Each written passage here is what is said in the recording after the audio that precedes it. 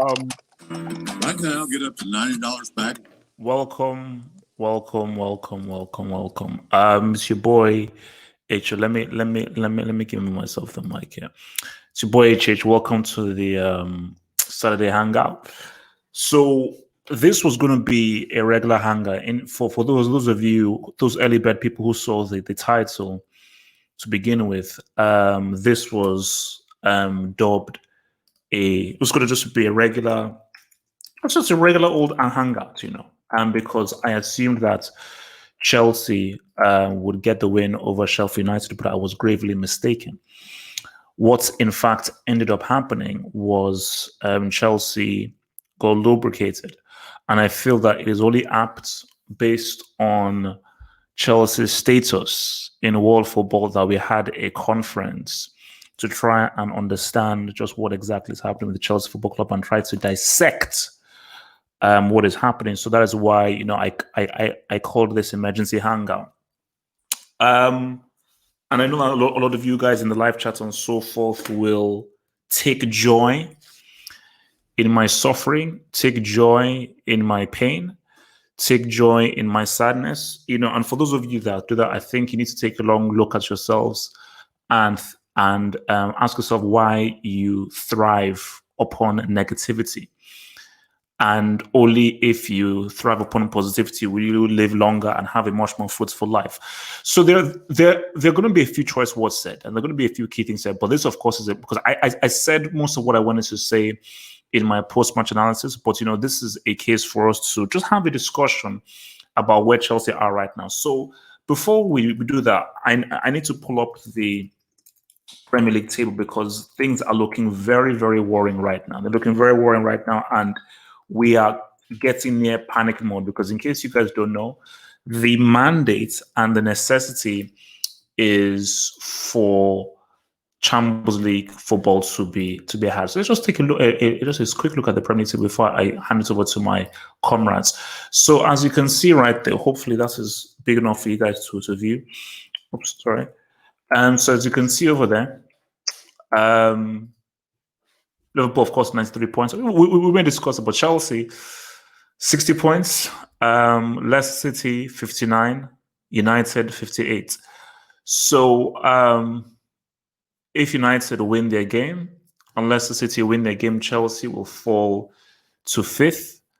And 6 points behind them will be Sheffield United. And I believe that from very reliable sources tell me that Man City's Champions League ban will not go through, and they will be allowed to play in the Champions League next season, as I knew.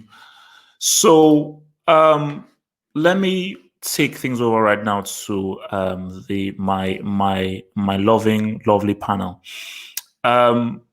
So we're going to roll first with Samuel. So Samuel, you're looking at Chelsea right now. Who do you think needs to be given most of the blame? Is it Christensen? Is it Lampard? Is it perhaps Tammy Abraham?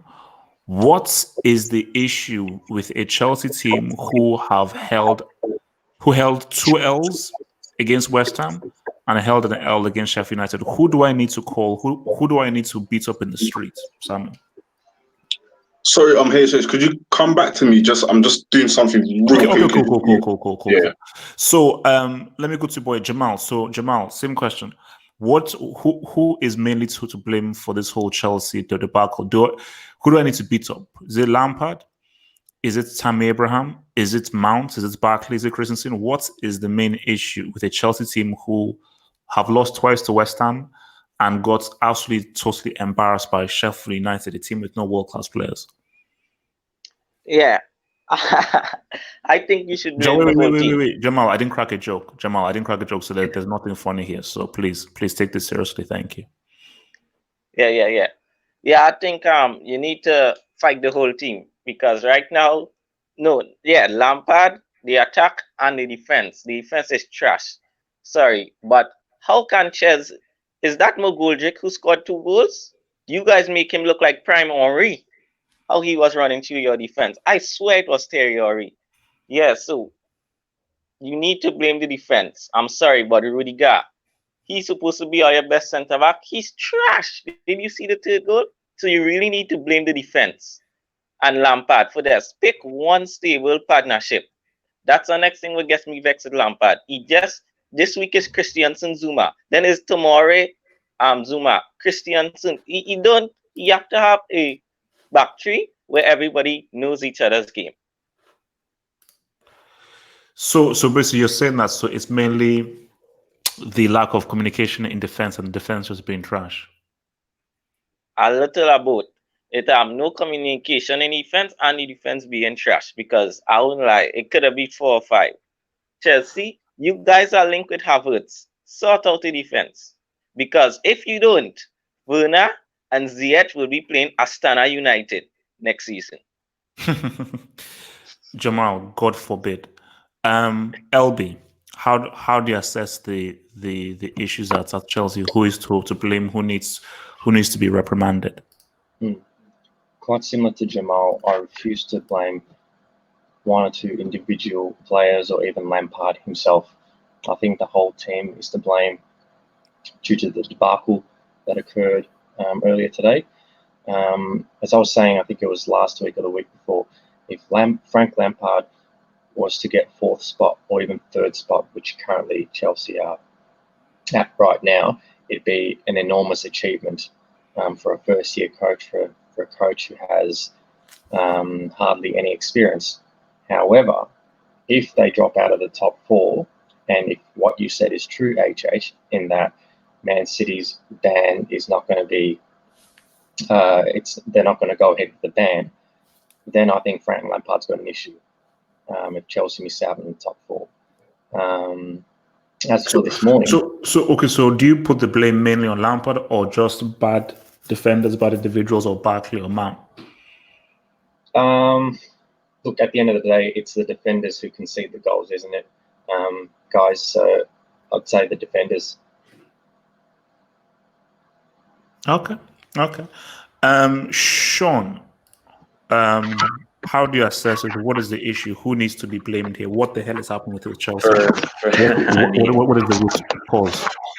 Well, there's a variety. Well, actually, to be honest, apart from this performance, they've been playing relatively well since the restart. But a lot of it is down to just the fact that Sarri had a particular system that was, I think, more or less centered around Jorginho. And when you have that kind of system, and also with Alonso being not a very good defensive player, he's a good wing back, by the way. Alonso's a good wing back, but he's not a good left back. So he doesn't really fit into the formation that they're playing. So it's a variety of issues. I mean, if you look at it too, like they're young. So there are a lot of them are inexperienced too. Lampard's a rookie manager. And to be fair, being in and around top 4 with those sort of circumstances isn't as bad as maybe Chelsea fans want to put it. You know, you have some bright young players and Reece James and Cho, and then you have Pulisic. Mason Mount looks good this season. So it's not all doom and gloom. I mean, they're going to get lubricated by Bayern by 4 or 5 in the second leg. It's going to be embarrassing. But they can still hit top 4 depending on how if Leicester choke it. So, I mean, I'm not as worried as maybe as you diehard Chelsea fans, but today was an abysmal performance. But if you think about it, Sheffield have been playing well against the top sides all season. So that's not much of a surprise. What is a surprise? I don't know. Was Conte injured today? Or why didn't he play? He mustn't be. Bro, either he was injured or he was suspended, because if he was fully fit, then bro, I'm ending this stream now. So yeah, you have to play Conte over Jorginho. It's just the way.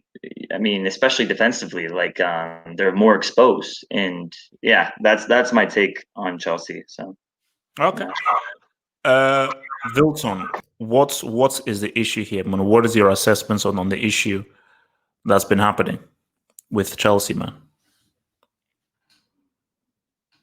Wilton. Okay, actually, let me just hit the super chat from your boy Just Best, and says that Ole gave Wilder the secrets recipe. I'm enjoying this. Just Beston. Just worry about Monday and you getting that win on Monday, but don't rub it in. Don't rub it in, please. I'm not in the mood, please. I am Ham. Chelsea, what is the issue? Who needs to be blamed here? Your guys' problem is definitely Lampard. But So you're saying how Lampard much is of a trash? I mean, he couldn't even get promoted. So basically that says everything. But like Lampard can still come back. He can learn like from this year. He can learn from his past mistakes. He can do better next year. And with your guys' owner, he can definitely do some damage. So okay, so who do you think was what was the main issue then? For today's match, Oh no. In total, what do you think the key problem is? Do you think Lampard isn't fit for the job? He just needs better defenders. Ross Barkley, what is the main issue? I mean, the main issue has to be you guys don't have a system. Like you've had players, you've bought good players, but like what's the goal of the team that you have? Like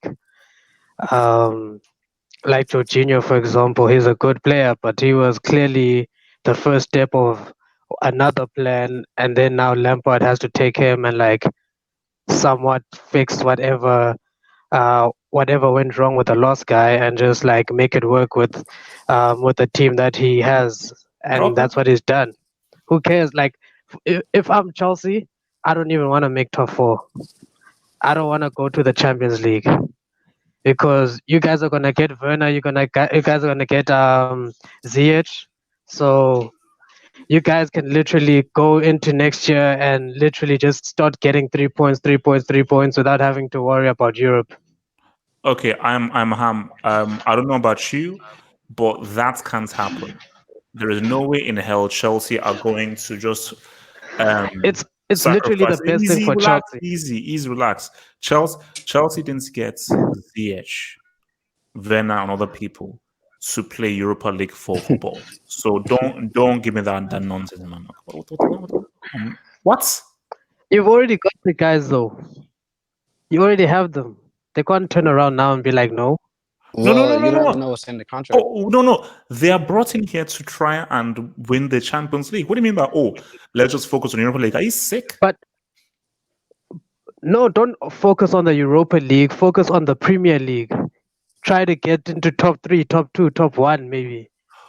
No, but no, I'm sorry. Like, No. That's not how Chelsea roll. I'm sorry. I won the league without being in Europe. Say, let's just forget that's what about Europe and let's just try and just go into Europa League. So like we don't have the Champions League to distract us and focus on League. That is a loser's mentality, and I'm not signing off on that crap. I'm sorry.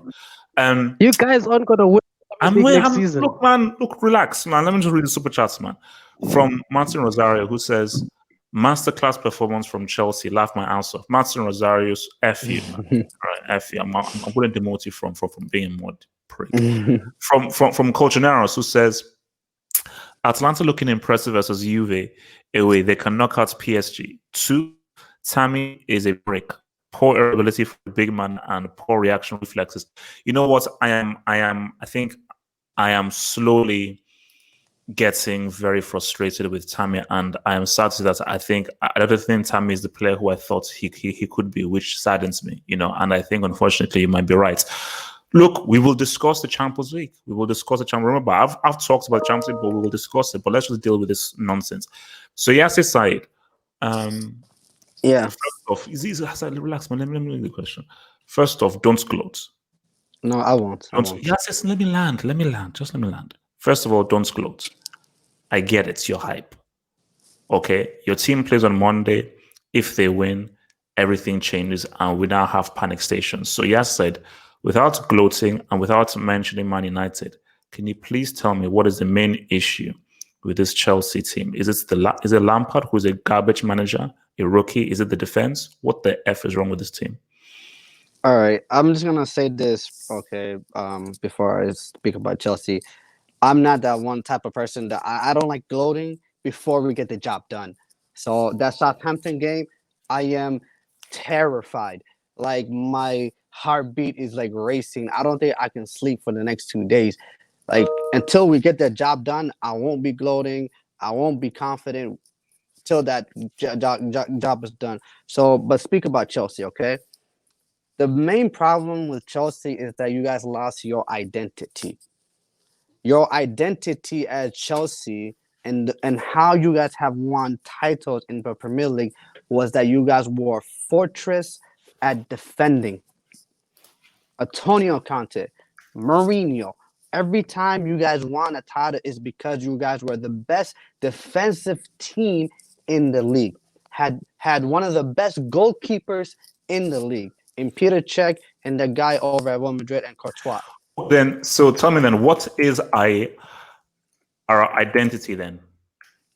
Your identity, I have no idea what your identity is. Lampard tries to have like a possession-based, controlling type. You know, it's a weird where he tries to dictate the play by controlling the midfield.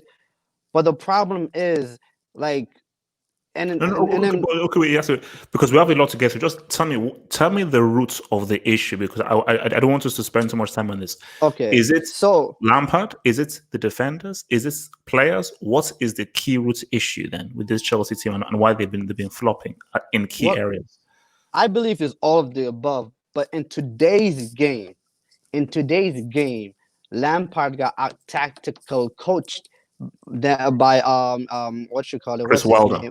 Chris Wilder, by far. It was not even close. And Lampard made a huge mistake. Don't change your team. He changes his team way too much. This is Jorginho's first restart since the restart. This was his first start. And like the guy, you can tell he's not up to pace. It takes time. And why did you bench Giroud? Giroud has been one of your best players. Why? It doesn't make sense. Don't change your team. I don't care what is your name. This is at this time, this is crunch time. You play what is reliable. Giroud is reliable. Was Rudiger playing today? No, he played the second half. Why Rudiger should not be playing at all? The guy is unreliable. No, that is true. But then our dear friend from Denmark called Christensen literally gave away 12 of the goals. So what the hell are you supposed to do? I mean, fair enough, man. Both of them are calamity, just calamity. But then in today's game, Lampard really let you guys down. I don't know why he changed it, why he did not play Conte, why he did not play your front three should be Willian, Pulisic, and Giroud. From now on, that should be your front three. End of discussion. Okay. Mr. Okay, what are you going with, Mr. So Vilton sees your mic working there, Vilton.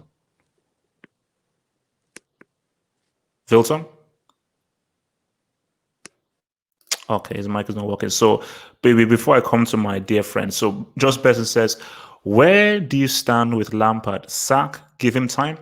I made it very clear on my post-match analysis, but I will say it again for the audience. It's very simple. It's not complicated. If Lampard does not qualify for Champions League, he gets sacked.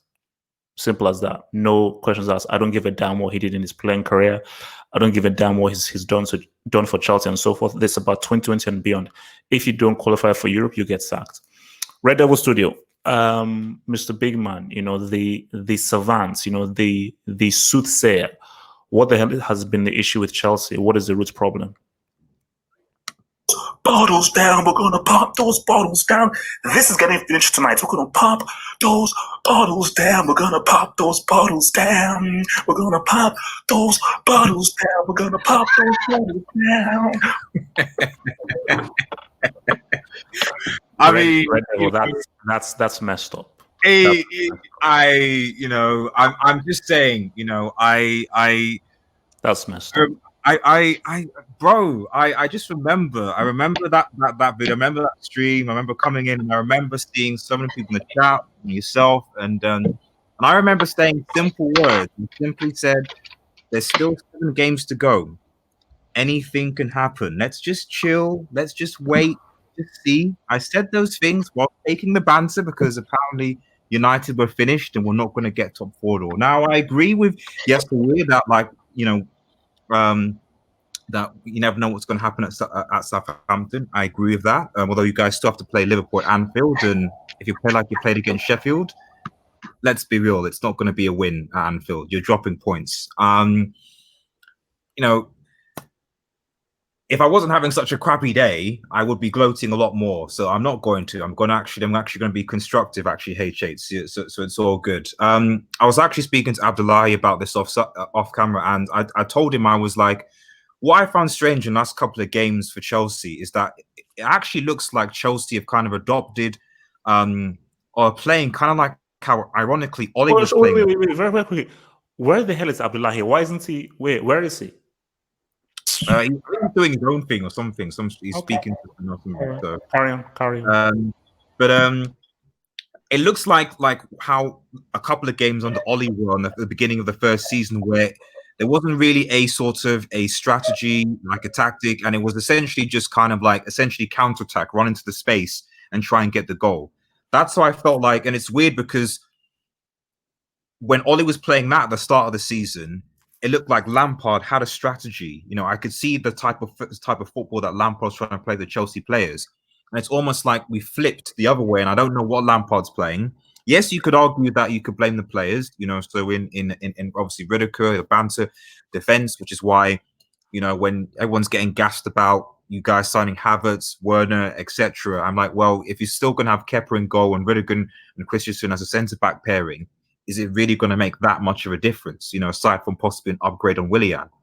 But I can't really see what, in the last few games, what Lampard is trying to play, what he's trying to do, really. And as people said beforehand already, he's been out tacticked, you know, by his tactics were found out by Wilder. We bear in mind that Arsenal, 2 weeks ago, went to Sheffield and won, and we were bantering Arsenal. You know, bantering them, you know, that where they're not back, etc.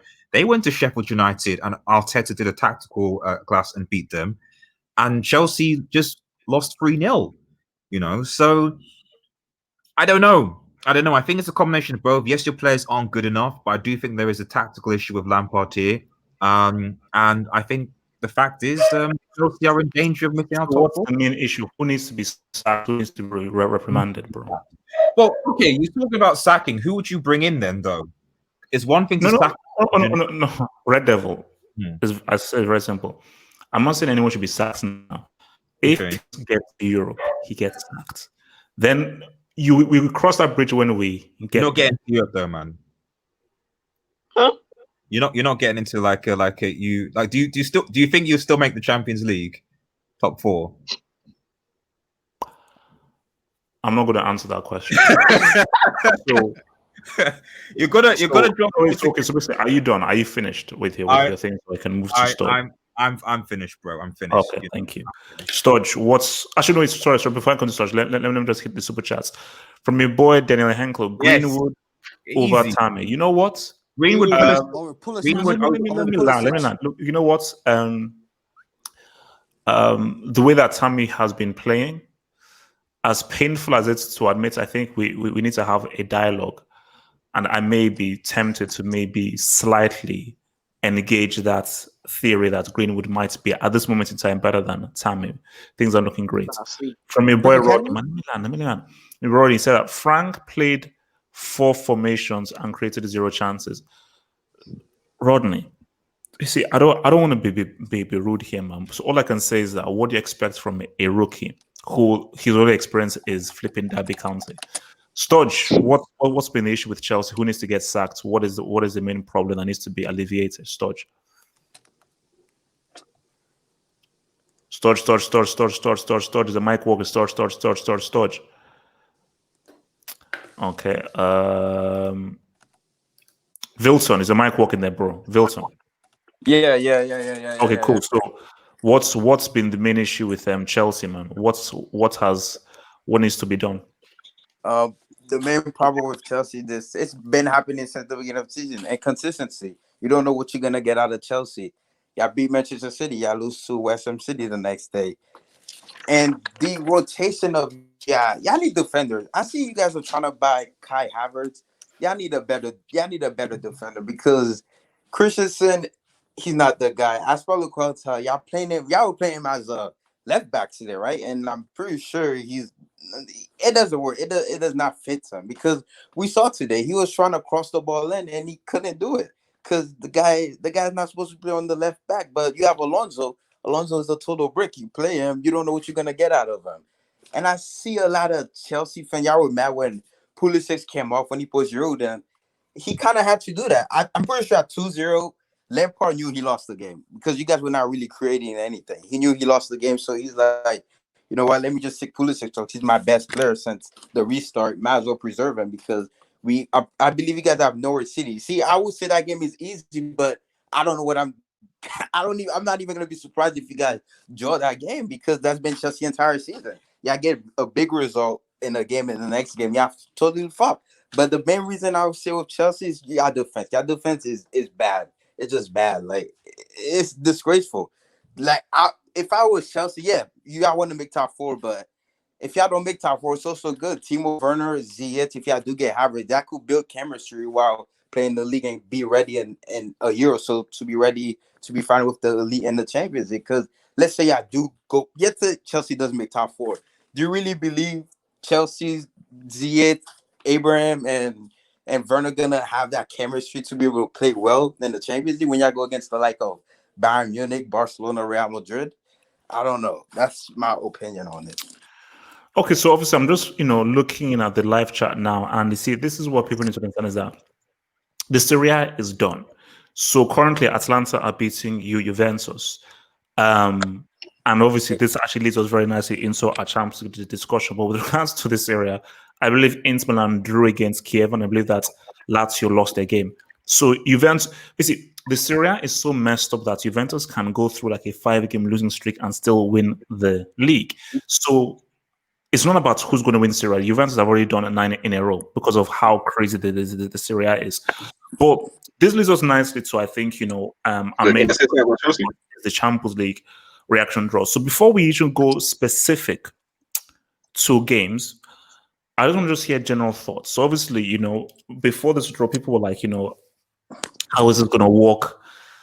It's because it's not going to be over 2 legs. So with it not being over 2 legs, how are you going to feel about it? So looking at the matches that we now know we're going to get in the quarterfinals, in the semifinals, and so forth, have you come around to being excited for this new format that the Champions League will be in? Or do you still miss and think that something will be lost by not having the two legs? Let me come first to I am Ham.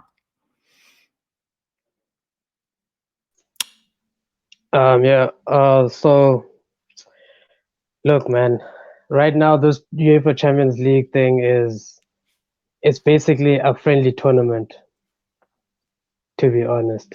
How so? One match where like anything can happen, really. Like it's for anyone to go and win, but like But how does that make it a friendly tournament? If that is how the World Cup is done, that's how the Euros are done, that's how the Nations Cup is done, that's how the Copa America is done when it enters the knockouts. So how is it different? Yes, it is how all those other tournaments are done, but it's not how the Champions League is done. How many times have you seen why so back in the day collapsing at? Okay, then so how come you don't view the World Cup, the Euros, or the Copa America as friendlies then, if that's how they're done?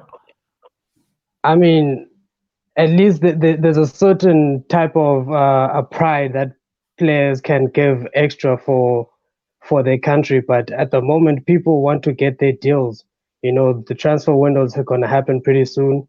No one wants to get injured before they go to the next team. Like some players just want to get their next transfer. So like as we've seen with Timo Werner, he's not going to play in the Champions League.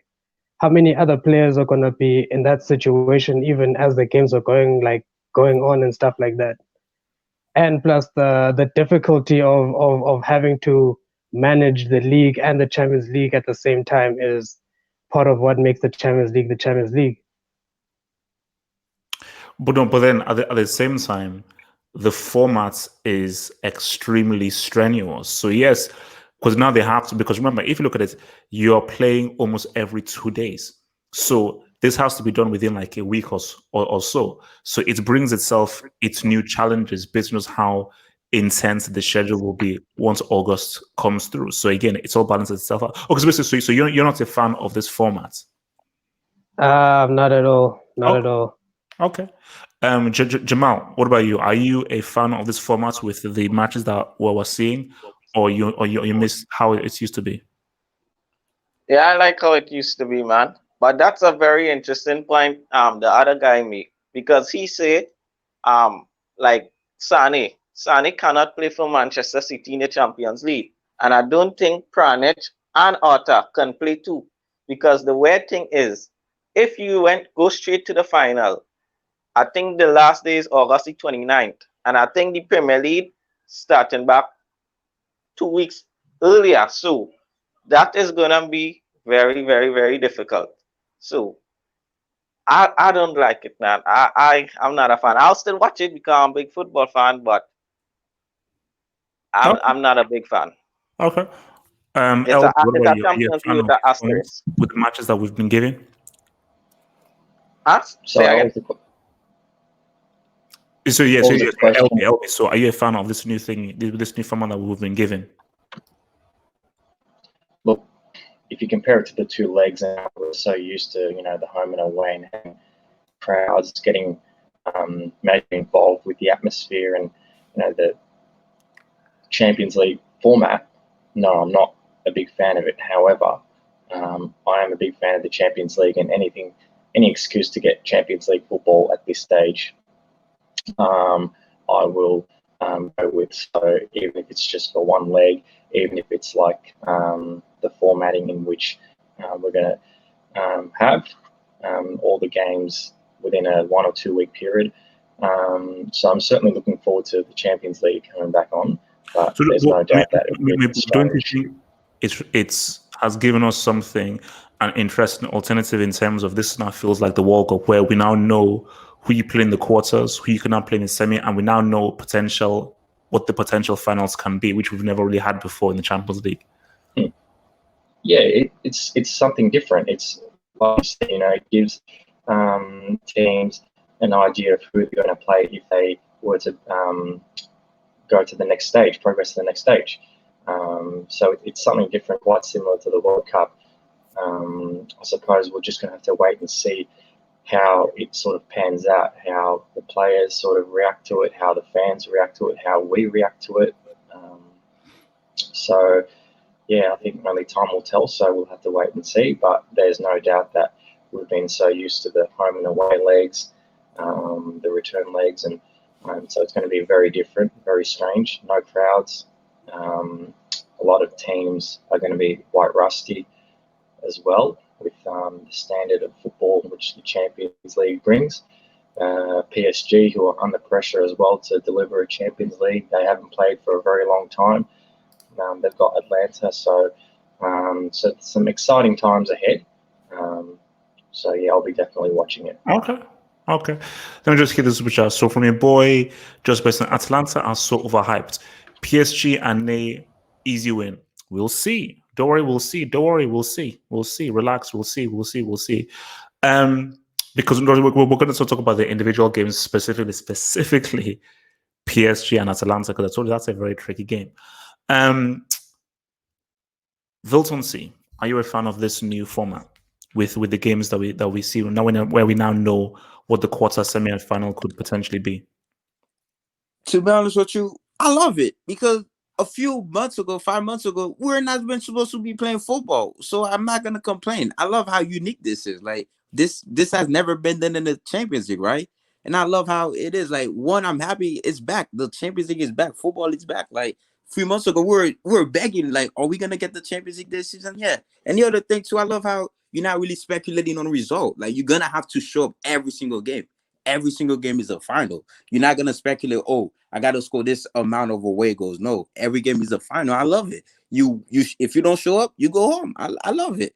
Like, you guys, we should be all thankful it's back. Like, I get it's not the two-legged, but it's unique. It has never been done before. I'm happy. It's back. And we're getting an entire month of UCL. Like, this is amazing. I love it. Okay. No, I'm not made. I'm with you, man. Sean, how are you looking at this new format then. Do you like it where we now know quarters, semis, final will be, and it's one game just like the World Cup Euros, or do you miss the whole two-legged bonanza? Well, I mean, if you had to choose in a perfect world, it'd obviously be the two legs because of the atmosphere and the away grounds, the away goal rule, fans actually in the stadium. So the overall experience is much, much better. But given the circumstances of a universal, unprecedented global pandemic, at least since the 20s or 30s, the fact is that this is the best that we can possibly do. And the fact that we were able to, at least in Europe, control the virus to a certain degree to the point where we can play these matches I think is pretty amazing. And I like the draw. I think it's a pretty cool format. It is reminiscent of the World Cup, but it also gives teams that wouldn't necessarily have a chance over two legs a better opportunity, and that's what increases the excitement. And it also makes it there's more pressure for big clubs to win. So you're looking at, for example, PSG against Atalanta. Right, Atalanta are playing very well right now. They're tied 2-2. Obviously, 2 penalties for Juve, which sucks. But anyways, for Atalanta, it's like they play really well, and in a one-off game, they have a much better chance of beating PSG as opposed to over two legs. So it gives teams that aren't necessarily favored a better opportunity to win. Now, I know what people are going to say. They're going to say, well, there's a potential asterisk. Like I was talking with some Liverpool fan on a Twitter thread who was saying, yeah, that guy it was an embarrassing. And he basically said that there's an asterisk because they had to change formats during the season. But I mean, there's a reason why. There's a pandemic. Like it's hotter now. So it's more difficult for players to play in the heat. I think that goes for anybody that's played. And if you think about it, also teams aren't. And also, so there's now a much shorter, lower margin of error because you don't have the whole second leg in your crib. It's just one game, neutral venue. So exactly. It's much more difficult. It's a more pressure situation, and the fact that some teams all of the French teams haven't been able to play, and Bundesliga teams are going to have a few weeks off, so there might be rust too. Like there's a whole mental tactical dynamic to this that we haven't seen before, and we're in unprecedented territory. And I think that's why overall it's the best that we can do, and that people that are complaining about it, I don't understand where your complaint is. Like, would you rather have do nothing in August, or would you rather have them actually played out? I think anybody who watches a sport and enjoys a sport wants there to be something. So just appreciate what's happening and be thankful that we're able to control the virus to a point, at least in Europe, that we can have these matches. So yeah, stop complaining, stop crying, and enjoy the games, man. Okay, that's fair. Very well said. Mr. Pars Fad, are you a fan of this new Champions League format, or do you think that the two-legged thing will be missed? Okay, Pars Fad is into about. Mr. Yasser Saeed, thoughts on this new format? Do you like this new format where we now know all the games all the way through, or do you think that it won't beat the two-legged thing? You still miss the whole two-leg stuff? I mean, this is a very tough question because one thing I really love about the Champions League is the away goals, and there's no such thing with this new format. It's only one tie. But that being said, the way the draw happened, it just makes everything more interesting. Like with the new format and the way the draw happened, because I was just looking at the draw. There'll be a team in the final that has never won the Champions League. That's wild. There will be a team in the final that had never won a Champions League. Mm-hmm. Yeah. That's insane. And so it's like the narratives of there. I do agree with the fact that even though I like the away goals, I love the away goals, but this also is gonna put some. Saeed, are you there? Sir, I think we lost you. Hello. All right, we'll probably try and get a bug out when we can. Stodge, is your mic working there, bro? Stodge, is your mic working? It's working. Yeah, it's working. Okay, I cool. was muted for whatever reason. All right, so Stodge, so new formats. We now know the games, very similar to the World Cup and so forth. Are you a fan of this new Champions League format? Are you excited, or do you think that something is still lost with the whole two-legged affair situation? Yeah, it'll be exciting. Obviously, the Champions League needs to be concluded. And I predict this year there's definitely going to be a new winner. So the team that wins it, I think it's going to be a team that's never won it before. So either PSG, City, or somebody else. Maybe even Atlanta. Who knows? I'm excited for it, but I'm not really that excited. I mean, as these games have been going on and football has restarted, I started to realize that the most important aspect of football for me is fans. Without the fans in the stadium, these games at times, they feel less, they don't even feel like friendlies. I mean, I don't know. It's just the feeling, the intensity. Even when you watch the Champions League, you're going to realize one of the reasons why you watch it is the intensity of the different home crowd, the away crowd, how much it means to the fans. And without them being there, something's going to be lost. But see, my response to that is, for me, I say, look, fans obviously very important, but do you watch football for the fans, or do you watch football to see the very best people play a sport that you like, that you love at the very highest level? To admire people play the sport that you love, doing it the very best thing, and the ability. That's why we in the first. I watch it because I kind of for both. I mean, initially I thought I just liked the players, but without the fans there's a lack of intensity in the games. It's like the games just don't mean as much.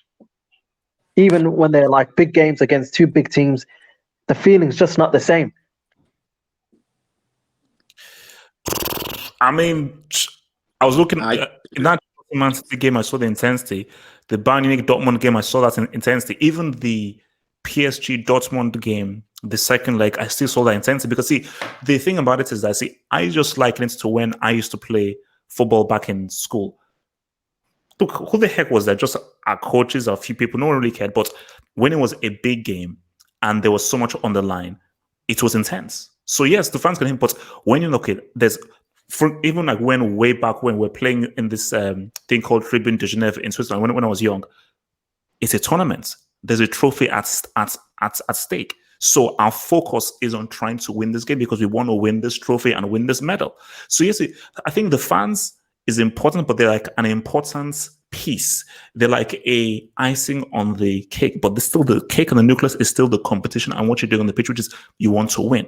You want to win this thing and the trophy. So, but I get your thing. So before I come to Samuel, let me just hit this from Coach Naris, who says, if there's an asterisk for the CL, there's an asterisk for the Premier League as well. Keep the same energy, Liverpool fans. You see, look, Coach Naris, I dealt with him on Twitter because I said that you're only saying this because Liverpool got knocked out. Because I said to him that if you say there's an asterisk for the Champions League, there's an asterisk for Liverpool winning the Premier League, because people say, well, if there were fans, maybe Liverpool would have lost all of their games. So you can't have your cake and eat it. And then he was like, because he didn't know how to respond. So yeah, I'd like to call out some people as well. I mean, a lot of people in this hangout, I remember when the pandemic happened, they said that it was going to be an asterisk, even if the season gets restarted. And suddenly, you know, people like Sean, they come out here just blaming Liverpool fans. Exactly. The reasons why Liverpool fans are coming up with this rhetoric is because we've heard it from all of you guys. We've been hearing it for months as the pandemic was going on, that it's an asterisk. It's not a real trophy. It's 18 and asterisk 1. I mean, we've been hearing all of this, and suddenly you guys can't take a bit of banter. You know, just relax. Okay, well, I'm coming. So from the culture, it says that when the CL comes back, you'll see the real intensity. I believe that as well. I believe that as well, man. You know, like for me, like 100%. Like I just think that hopefully, that's what I believe. Once it starts and you see these guys playing, you know, because these players, they know what's at stake, and they know that fans or no fans, I have the chance of having a Champions League medal to my repertoire. Okay, a Champions League medal with fans or no fans is still a Champions League medal. And there's still a chance of I won that trophy, and that still goes into history. So these players in private, I don't think they give it down. Samuel, thoughts on this whole new format thing? Are you excited for it, or do you still believe that without the whole two-legged thing, it's missing something? Yeah, just first of all, I want to agree with Stars because so many people were atting us about, oh, we're gonna have an asterisk next to the Premier League title, but now when we give it back, Well, it's look such at it. COVID champions 2019. exactly. Look, neat. But you know what we need? I know it's banter, but when we give the banter back, it seems like people get hurt. So I don't understand why are you giving out smoke if you can't take it. But anyways, going to the Champions League, what's it called? Listen, it's not ideal because I love the Champions League because of its two legs. However, we've got it. So let's just enjoy it. Now, with the whole legged, one-legged tie. Now, I know whoever wins it, and congratulations to them. However, I am going to be very annoyed if I see Atlanta lift up Mr. Biggest. Very annoyed. Atlanta winning the Champions League. Seriously. If they win it, they deserve it. Yeah, if they win it, they deserve it, don't they? Do you think if it was a two-legged tie, a lot of these teams would even have a chance? The degree of difficulty, man. But see, that is why I love. Initially, I was but I love this format because now it's like, oh, it's much more difficult because as rightfully said, Atalanta against PSG over two legs, easy. PSG knows whatever happens, we can deal with them in Paris. But one game, neutral venue, anything can happen now. So, and for me, I love when something new and unexpected gets thrown into something because I always like keeping people on their toes and keeping things exciting. So right now, a PSG as Atletico, you're under pressure because you don't have the power of your home stadium. Because PSG and Atletico, they're very strong in their home series, but now it's a neutral stadium. That means Leipzig and Atlanta come back. We have a greater chance now than we would have done in the old format. So. No, do you know, I was kind of joking about Atlanta. However, me imagining Atlanta win it, that's a very scary sight. However, one thing I will say is that, as you said, PSG, Man City, Atletico Madrid, you're under pressure now. Because imagine if Atlanta beat PSG, I know HH, you're gonna do a straight emergency hangout, and you probably give PSG another wink. Imagine if Man City lose. Again, another 10-hour hangout. Yeah. These are under pressure. But it's Real Madrid. Say again? It's Real Madrid. Nah. No. Wait. Let's not get to specifics first. So Samuel, so are you with or against this four formats then? Listen, I can't really be with or against it. It's like it's there. We have to do it because of the whole safety precautions and everything. So we're gonna have to do it, even though it's not ideal for me because Champions League is more about the two legs, the away goals and everything. Let's we've got this format now. At least we got the Champions League back. Let's just go with it. However, if I see Atlanta win it, I am not surprised. That's my 2 cents. So we just hit it. So from your boy Coach Neros, it says Penaldo is trending at #1 on Twitter. You know, I'm not even going to address it. I'm not even going to address what the heck I'm just hearing has happened in that game, and I'll just reiterate what I've said. Whatever he does in Syria means nothing. Only extremely sad people with no life will jump up and down by him winning a Serie A title or a Coppa Italia. He was brought to win the Champions League. If he does not win the Champions League, how many goals he scores, his move would have been a failure. Red Devil, fan or not a fan of this new format?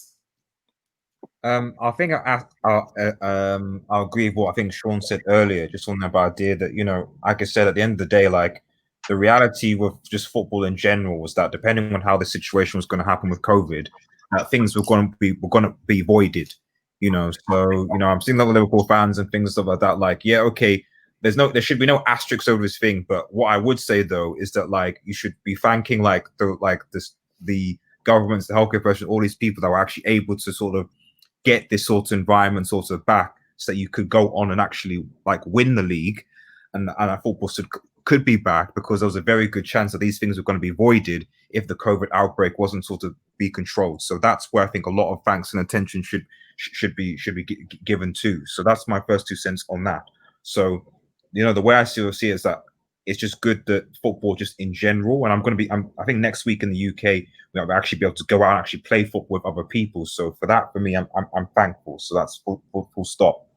In regards to like how I feel the format will work in terms of the benefits of the teams, etc., etc. It's obviously clear that over a single leg, it is going to sort of suit some teams over others. And I'm actually looking at Atletico Madrid here in particular, because I do feel that if you just have to play a game of 90 minutes, if this type of style of football is very compact, defensive, try and waste a bit of time, nick a goal, etc., then, that suits one game, And I think I was talking about someone about PSG. To be fair to PSG, they've been flopping over 2 legs. It's been a 2-leg issue that's been a cause for them. But actually, when you look at them on a one-off sort of game, they've actually been all right. So I definitely think that certain teams that wouldn't have had an advantage before will now have an advantage now. But I don't think that because of that invalidates this Champions League or makes it less or anything like that. Like at the end of the day, like it's still a football game. There's still 11 players in that field that need to basically get their best. It's just like another competition really at the end of the day, So yeah, that's my 2 cents. I mean, am I talking sense or? Yeah, no, it makes sense. No, it makes sense. It makes sense. What I would say though is if PSG do lose to Atalanta, they're gonna wait. We'll get there. We'll get there. Guys, remember, guys, drop a like, guys. Hit that like button. Hit the like button. Come on, man. It doesn't cost you anything. Only takes you a few seconds. Just hit the like button. Like the vid. Everyone in here right now, just take this moments right now and hit that like button. Let's get to at least 200 likes here. Let's get to 200 likes. Hit the like button. Hit the like button. So, super chat here from Mr. Zuateng TV, who said, Francis is a tier 1 break. Sheffield United masterclass. Yeah, I wouldn't call him a break yet. But if he doesn't qualify for Europe, then I think I will then have to induct him. So he's very much under pressure. And from your boy Just Beston, who says, where will you rank Ole if he wins the Europa League, FA, and gets third? I'll just say, well done. You've done well. Where would you want me to rank him, Beston? Please tell me you don't want me to rank him like amongst the best managers in the world. I'll say that is very commendable. If he does come away with the FA Cup, Europa League 2 trophies, I would say that is very commendable. But let's see what he can do. But I doubt he would do that. But if he does that, which I still think he can, I think that'll be very successful. From Gatlock says, HH not going to address Cristiano, then addresses Cristiano. I'm not going to. No, all I said about Cristiano is do it where it counts, which is the Champions League. Do it where it counts, which is the Champions League. So guys, come on, let's get more likes. If you've not liked the vid, like the vid. If you've not liked the vid, hit the like button, like the vid. Please like the vid. So let's do this. Hopefully everybody is aware with the Champions League tree and what it looks like, And in case you don't know, let me try and bring it up for you guys. Because you see, the beauty about this is rather than having draws and waiting for draws and so forth and everything, we now know exactly how things are going to flow. We now pretty much know how things are going to flow. So my question here to you guys is, let's look at the left side of the draw. So the right side of the draw is Leipzig, Atalanta, PSG, Atletico. Forget that. So let's look at the left side of the draw, which of course has Chelsea, Bayern Munich, Man City, Juventus, Real Madrid, Barcelona. Knowing all those teams at that left side of the draw that has City, Barcelona, and so forth, what do you think the semi-final will be? So knowing the paths, knowing where guys can go and everything, what do you think the semi-final will be on that left side of the draw that has Bayern, Man City, Juventus, and all those dudes? LB, what do you think that semi-final will be on the left side of the draw? LB? Sorry, Okay. I was just on mute. Sorry. Oh yeah, go for it. Look, I'm still trying to sort of get my head around the fixture, but if I'm correct, Okay. Let me refresh everyone's memory. So, on the left side of the draw, Man City. Obviously, you have Man City against Real Madrid. The winner of that faces Juventus. Sorry, Man City Real Madrid. The winner of that faces Juventus or Lyon in the quarterfinal. The winner of Napoli and Barcelona face the winner of Bayern Munich and Chelsea. So, of course, those quarterfinals will then get into the semifinal. So there you go. okay, yeah. I certainly think Bayern Munich will be one of the teams in the semi-finals. I think they'll be able to, they should be able to take care of Chelsea in the second leg. No offense, guys. Chelsea supporters, HH.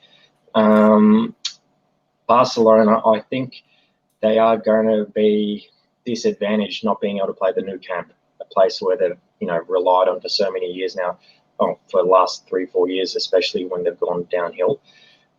So I think they're going to get exposed without being able to play the Nou Camp if they were to come across Bayern. So I think Bayern will make the semi-final. As for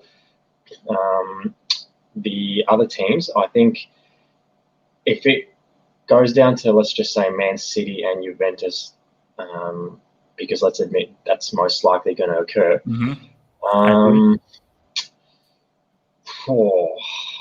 That will be a very good game. I'll probably say, I honestly think it's Man City's time. So I honestly think Man City will make it into the semi-final against Bayern Munich, which will be a very good game, I think. So, Okay. Man City, So your semi-final is Man City v Bayern.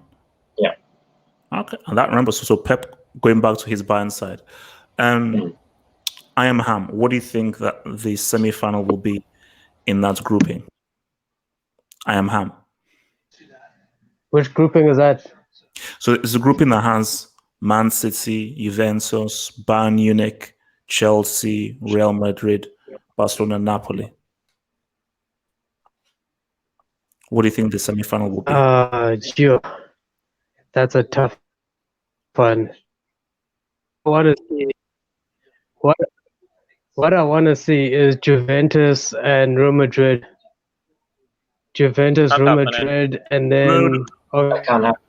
That's gonna happen. After that, I want to see Juve. Okay. Wait. Let's just wait. We'll come back to you. Let's just go through some other people. Then you can then maybe get an idea of how this whole thing works. So that we can then come back to you. So Jamal, hello. What do you think? So Jamal, what do you think the semi-final will be on that left-hand side? That obviously has Man City, Bayern, all those guys through. What do you think that semi will be? It's definitely not going to Chelsea. So forget that. It might end up 10-0 on aggregate. Yeah, I was very shocked that Barcelona was on this side. Because, guys, I don't know if you watched the draw. Abidal and the Barcelona board looked like they had Sheffield in the back and his family. They look like assassins. I've just said, I don't know if any of you guys peeped that. Barca board looked like they was just... Anyway, I don't want to get into that. So, yeah. So Real Madrid, Man City. I don't know, man. Man City, like they are accustomed playing with no fans. I feel Manchester City has been the best team from the restart. Every game they're winning 5, 6, 7. Manchester City look on it. And Real Madrid, although Real Madrid defense is good, I don't think Ramos will be playing in the second leg. So I expect Manchester City to beat Real Madrid.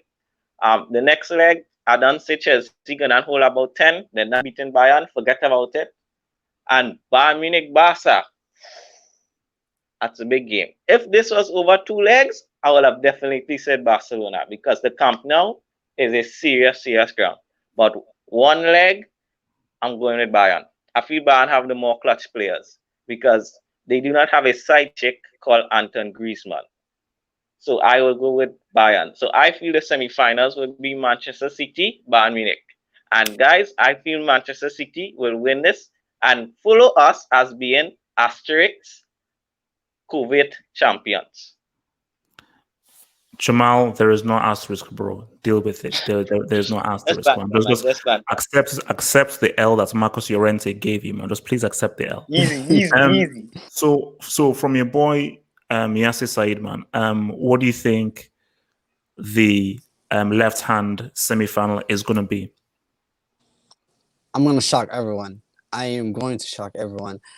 El Clasico semifinal. I was gonna say that. El Clasico semifinal.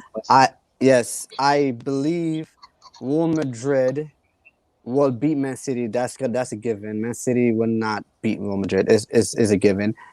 Juventus are one of the poorest big teams out there. I think in terms of if you're gonna rank these, Juventus is gonna be in the bottom tier in terms of form.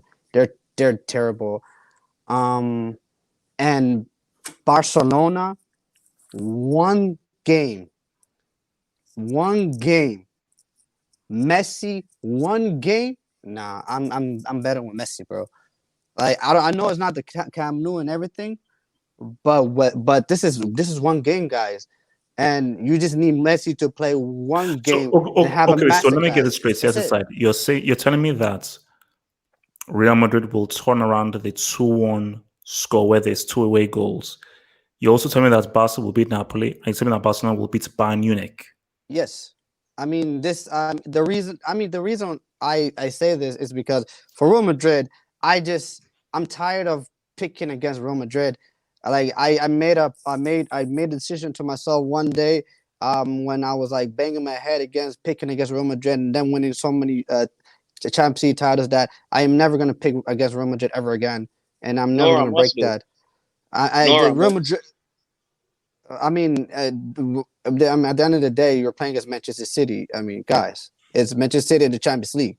They turn into I don't know, Norwich City that got relegated today. Anyways, no Ramos. I mean, without Ramos, Ramos, man. There's no Ramos. He was there in the first leg. We still lost. True, but then you have this is Real Madrid, guys. Don't underestimate Real Madrid. I don't want to. I'm telling you, I have fallen into this trap so many times, and I have learned my lesson. I guess these guys, those Los Blancos. It's not the Real Madrid of 3 years ago, though. But this is the Zidane Real Madrid, led by Zinedine Zidane. Okay. So Said, just to confirm, you're telling me that the semi is going to be an El Clasico semi, Real Madrid against Barcelona. Yes, I think it's going to be a Real Madrid, Barcelona, because I don't trust Bayern Munich. And I trust Messi to show up. Do you know what I'll say? He has to. Do you know what I'll say? I think you're smoking crack in terms of Real Madrid over Man City. That's not happening because Pep knows how much pressure he's under, and Real's focus is La Liga. I don't think it is beyond the realm of Barcelona beating Bayern Munich. I don't think that is a crazy thing to say. But I think you're smoking crack saying Real Madrid will. Nah. I think you're on crack. Okay, so wait, time out. Before we move on, I predicted that Manchester United would get third before we even got back. Okay, and it's looking like they're about to get third. And if I'm right about this, I mean, what can I say? What can I say? No. Look, the stuff has been saved. This has been saved, and when we get to the thing, we will revisit it. So people know that Said said third for United, and we'd have an El Clasico CL semi. If you're both right, I will personally congratulate you personally. And I think to be go ahead. That's right. So from the boy Vilton C, what semi are we going to get in the left side of the draw, man? All right, the left side of the draw.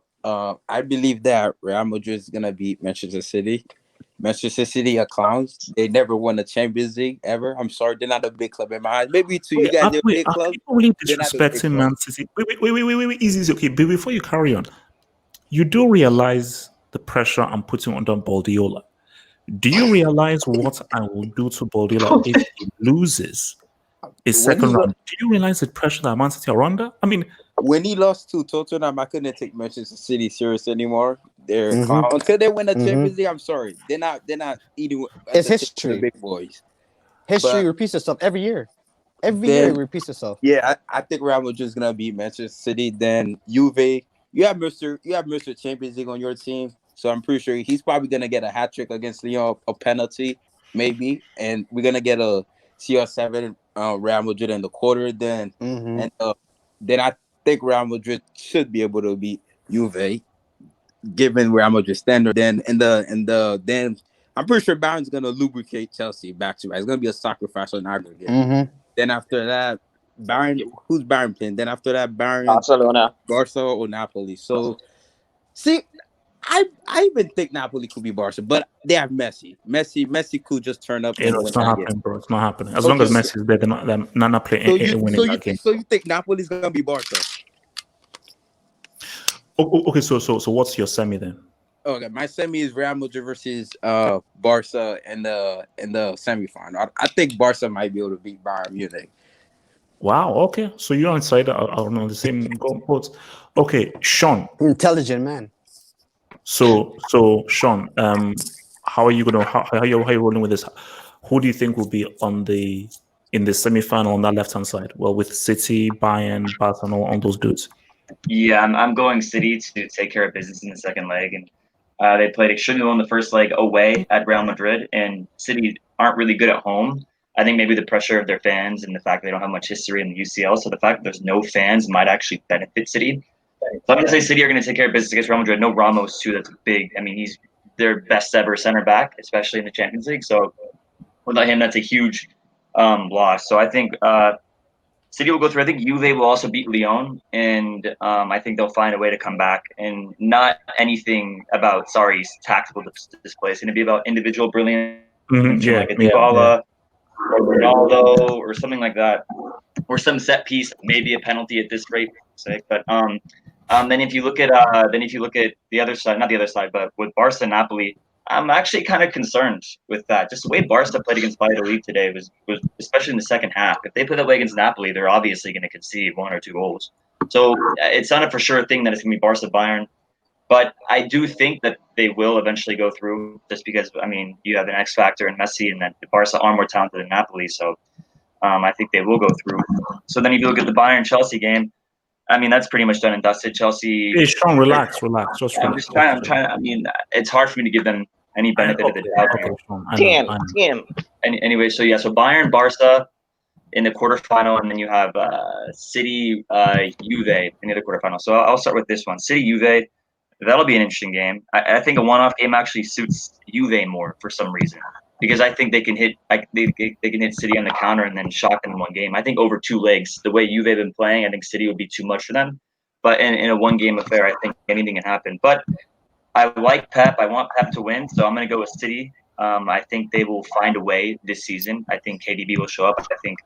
I think now they're putting everything into the CL this time. So I think they'll find a way to beat Juve, especially if Juve don't play pragmatically. If Juve try to attack City, they're going to get lubricated. City will destroy them. And look at what Atalanta did. It'll be 3 or 4 more goals if City play that way, if Juve play that way. So City in the semifinal against, I'm going to say Bayern. Obviously, I want Barca to win. But in a one-off game, people are saying, one-off game that Barca might have the advantage here, but no. This isn't like 2-3 years ago. This Barca team is relatively abysmal. They're relying so much on a 33-year-old, and then Luis Suarez, and then Griezmann. If Griezmann doesn't show up, it's just the way they've been playing. You don't playing. believe in the French side chick? You've given up on the French side chick? All right, the French side chick had a finish that you could have finished today, and he didn't. It was embarrassing. He was right in front of goal, and he missed it with his right foot. It was embarrassing. His passing was terrible. He was taken off at halftime. And then Suarez came on, and then Suarez put in a monumental halftime disaster class. It was abysmal. I think Messi set him up 2 or 3 times in one-on-one opportunities, and he can't create space. He can't separate. How are you going to do that against Bayern Munich's back line? How are you going to run in between Alphonso Davies? Explain that to me. How is that going to happen with Barca? No, but you never know. The Champions League can somehow bring out the best in people. It's the big stage, the stage. So the Barcelona that we see in La Liga could be very different because they now know that, especially if Real Madrid do end up winning La Liga, they're like, this is the last chance saloon. We know how to do this. We have the experience. We have who in that Bayern side Real Madrid the Champions League win apart from Neuer. Real Madrid need 2 goals minimum. They need 2 goals minimum, and they need to keep City from scoring. At the rate City are scoring, they're at the rate of chances they're creating on a consistent basis. I'm sorry, it's not happening for Real Madrid. I'm sorry, and it's just not. This year, it's not happening. They don't have a consistent goal scorer in the UCL. Ronaldo's not there. He can't save you in these knockout stages. I'm sorry, it's not happening. And look what happened last season. And then Bayern are probably going to beat Barcelona, which is a better team. And then a Bayern City semifinal. That's just an amazing semifinal. You know what? A one-off game. I'm gonna go. Okay. So give me the semi. Give me the semi. What is the semi that you're gonna go for then? City Bayern, and I'm gonna go City to beat Bayern in the semifinal. Okay. And that proves you wrong. That's it. All right. So Stodge, how do you think that Champions League side is gonna go with Man City, Bayern, Juventus, Lyon, and so forth? What semifinal are we gonna see? Yeah, what I'm seeing is first I'm going to go through the quarterfinal. I see it being Lyon versus Man City and Napoli versus Bayern. Yeah.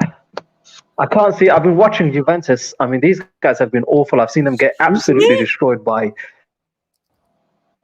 What? Wait, what did you just say?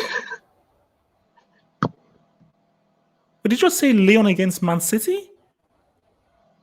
Stodge. Stodge. He said Lyon. Wait, Stodge, were you on crack or something, or were you high? Maybe he was high. Wait, okay, guys, can I just a disclaimer here, guys? Kids watch this show. Only people watch this show. I do not advocate for drugs. If you want to take drugs in your own time. But this is now going to be a rule. Before you come onto this hangout, you cannot take drugs. You can't smoke weed, you can't sniff cocaine, and you cannot be high. Please, please, please don't come on here after taking crack. Because if you do, the kinds of things you say will be proof that you've taken crack. And the police and feds will then get onto me. So please, please, please say no to crack. My God. Samuel, who makes that semi-man from that crazy, crazy path in the CL? Bayern Munich. Straight. First of all, Man City are going to beat Real Madrid. Let's just put it that. And Juventus will beat Lyon. However, in a one-off game, Juventus in a one-off game against Man City, I believe they can do it. They can win. Ronaldo. They're down to away goals. Say again? They're down to away goals, bro. Doesn't matter. They will still do it. They will still do it. Trust me. I got too much faith in their attack. Their attack with Ronaldo, Dybala, Douglas Costa, even Bernardeschi. I got too much faith in them. So on the other half, Barcelona will beat Napoli, and Bayern Munich. Yeah. From time when Chelsea got beaten by 2 Big Macs, Mac Burnley and Matt Goldbridge, I don't think Chelsea are coming back from that 3-0 deficit. So, yeah. Come on, relax, bro. Relax. Just have some respect to the 2012 winners, man. Have some respect to the 2012 winners and the defending Europa League champions. Carry on. Anyways, yeah, so Bayern Munich against Barcelona, Bayern Munich will do it because they just have the legs. They're younger, they're faster, they're just a well-oiled machine. So I genuinely think it will be Juventus, Bayern Munich in the semi-final. So say Bayern Munich who? Juventus. Yeah. So you're saying Pep will mess up again? I'm praying to God that I'm praying to God that Pep messes up. But I genuinely think Juventus can do it. Over 2 legs, then I would have said Man City, because they would have probably, I don't know, something about Man City, they would probably worked on their mistakes and stuff like that. But over one game where the pressure is on and they know they have to win the Champions League, I think they will crumble. You've seen in past seasons they crumbled. You've seen in past seasons they crumbled. So yeah, Juventus, Ronaldo, Dybala, Douglas Costa. I'm counting on you guys. Well, Sarah is definitely under that pressure, man. So, Red Devil Studio, bro. Who makes that semi in our crazy path of the CL? Yes, I'm just getting because I'm still the path of it. So like I'm just going. So basically, so you've got Man City okay. against Real Madrid. The winner So- of that faces Juve and Lyon. The winner of Bayern Munich Mhm. and Chelsea faces the winner of Barcelona and Napoli. Okay. Wait, Chelsea faces the winner of. All right. Okay. Red Devil, you're on your final warning, bro. You're on your final warning. As far as sorry, Oh, it's just goal, bro. sorry. Real Madrid against Manchester City.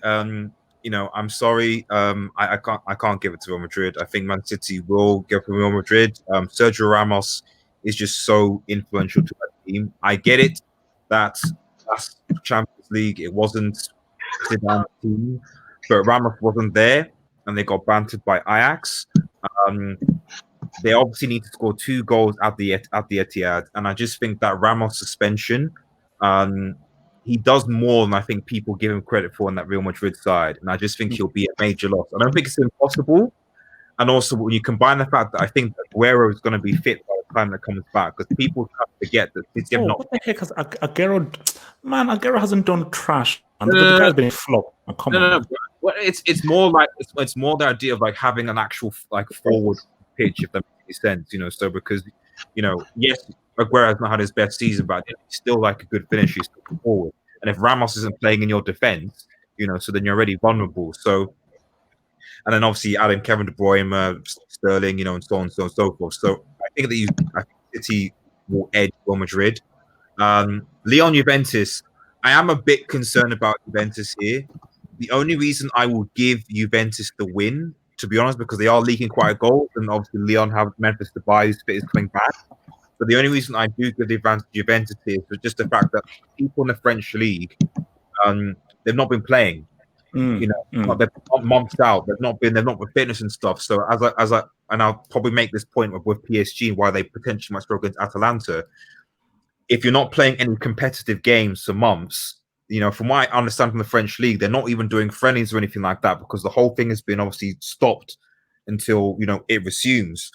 So effectively, your training is going to be within the club, within the team, and that's not the same as playing competitive 11-on-11 football. So I think based on that, I think that Juventus will probably going to go through because even though you look at their form, there'll still be a lot more match.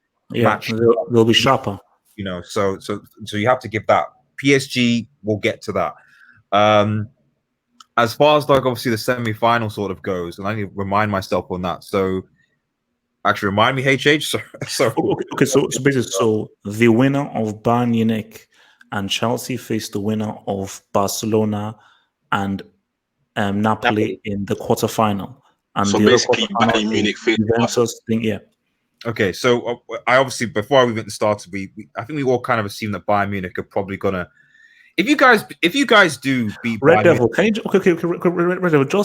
Let's just get on with it. Let's not dwell on it. We will dwell on it when it comes closer to the day. Just put that effing Bayern in that bloody quarterfinal, man. Let's just get on with it. Pulisic though, Captain America, he might. You just Red Devil, can you please get a move on? Please, Bayern will definitely beat Napoli. So I think that's the thing. So Barcelona against Bayern Munich. Barcelona against Bayern Munich.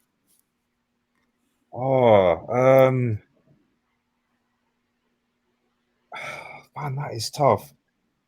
I think I give it to Bayern just because, like, I don't know, Barcelona defensively seem more suspect than Bayern Munich, and in the last 2 Champions League leagues with this team, we're talking Barcelona have been knocked out by Liverpool and Roma. By conceding 3 or 4 goals. So give me a semi. I need a semi.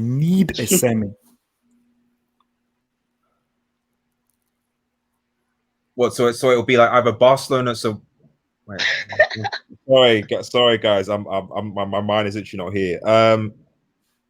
So it'll be Man City versus Juventus. and then Barca. And Bayern versus Barca. Yeah, okay, I'm with you. Sorry, guys. I'm gonna say I'm gonna make it. I'll say Man City, Bayern Munich. Wow. Right. Okay, that seems to be the famous one in there. So, Yeah. from Beston, who says, "I'm predicting an all-French final, PSG v Lyon." Beston, we all know that you take crack, and I've known that you've been a crack user for the past few weeks in the streams. So, Beston, because most of the stuff that you're saying is a guy who does hard drugs. So, Beston, I think that you should go to AA, seek counseling, because your brain cells will start to way if you keep on taking those hard drugs and Stephen Sconteriga. So let's go to the right hand side of the draw. And let me pose this question. HH, What? you didn't ask me. Can I do the? Okay, I am Ham. So The I'm Ham. left Do you hand now side. know, based on people's answers, do you now know the teams in the left hand side of the draw? Yeah. Do you now know the potential quarters and semis? Do you Yeah. know it? So what semi-final Yeah, I are we know. gonna have? What semi-final do you think we're going to have in that side of the draw? It's gonna be an Italian. You're gonna have Juve versus Napoli. Cause look, from Man City is gonna lose to Real Madrid, and you're gonna see Real Madrid versus Juve, okay? And we're gonna watch Ronaldo versus Dan in a one-off match. This is what must happen, okay? But Juve is gonna win because I know Ronaldo is much better than the whole entire Real Madrid team. Okay. Sorry. And on the Napoli side, Napoli is gonna beat Barcelona. Come on. And you think Napoli will beat Bayern Munich as well? And Napoli versus Bayern, I'm gonna give Napoli the edge because it's an Italian team, and just defending and sitting back is the best tactic to use in a situation like this. Okay, that's fair. I think Napoli can. No one has actually said that, but I'm Ham. That is fair. Okay, so let's switch things now. So let me pose the question like this. Let me pose the question like this. This is the key. The assumption is Atletico Madrid, PSG for the other semi-final. Now, the question is this: do you agree that is going to be the semi-final? Or if you don't, what do you think the semi-final will be and why? So, LB, do you accept that semi-final will be PSG versus Atletico, or do you believe that Leipzig or Atalanta will cause an upset? And what do you think the semi-final will be if it's not the one that we expect it to be? Look, I'm not going to say that it's going to be Leipzig and Atlanta. However, don't be surprised if Atlanta make it to the semi-final. As for Atletico Madrid, a team that has been very good across two legs, and they've proven that over the last 5-6 seasons when they've made Champions League finals, semi-finals. Diego Simeone and the way he sort of structures his team, organizes his defense, it's well suited to two legs, and obviously now he's not going to be able to do that because it's just going to be the one-off game. So I still think it will be an Atletico PSG semi-final. I think Atletico should get it done against Leipzig. As for PSG in their one-off game against Atlanta, I know a lot of people are saying, including you, HH, that PSG may become complacent. They may sort of underestimate Atlanta. They haven't and also, as Red Devil said, they won't have all the match fit training, whereas Atalanta have played more matches than them. Exactly. And, anything can happen in 90 minutes, especially in the Champions League game. PSG, they've proven in the past that they can't be trusted. But I honestly think it's their time as well to finally get into a semi-final, and no better opportunity than playing against, with all due respect, a team that isn't as good as, let's just say, a Real Madrid or a Barcelona or even a Manchester United from last season. So I think PSG and Atletico Madrid for the semi-final, which will be a terrific game. Okay. So, okay, before we go to Jamal, I think we're just being reminded by people in the live chat that it is Atalanta, not Atlanta.